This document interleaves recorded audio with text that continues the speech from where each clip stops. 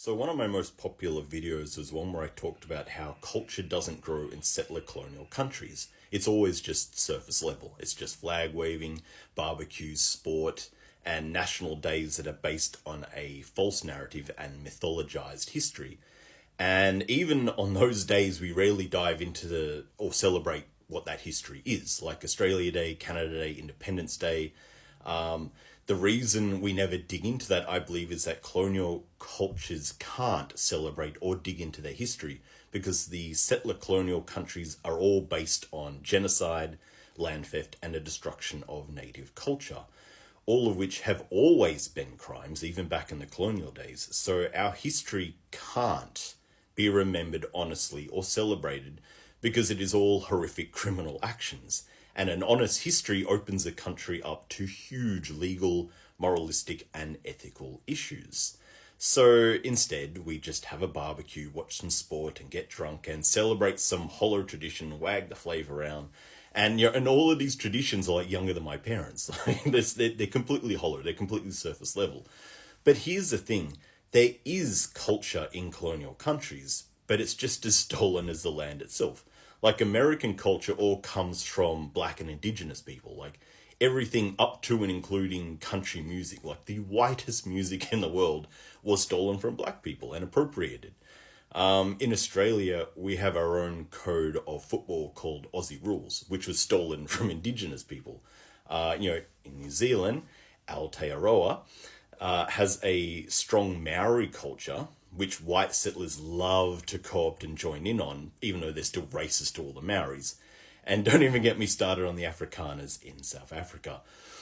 But that's also why racism is so thick and heavy through all of these settler colonial countries, because that is the culture of the settler colonial countries.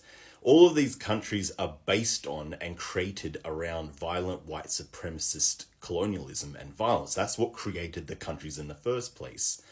And these countries stay racist because to admit the truth about the crimes in history is to pull on a thread that would unravel the whole tapestry of the paper-thin colonial identity. So I guess my point is, I stand by every claim I've made about settler colonial countries having no culture, because all the culture that they have comes from or is stolen from the people who actually built the country, not the colonists themselves. The colonists just steal it all, right?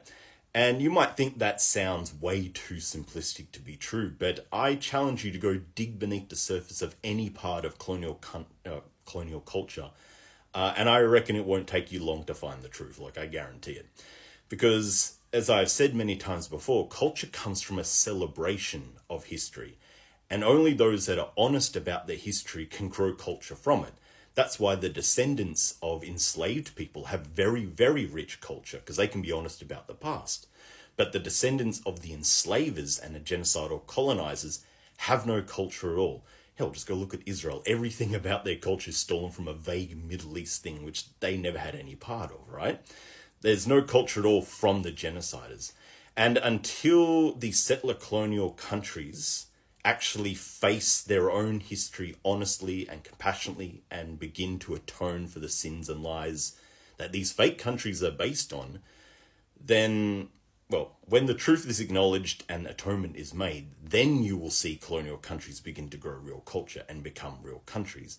But until then, it will always stay surface level, no matter how long it goes on for. Anyway, something to think about.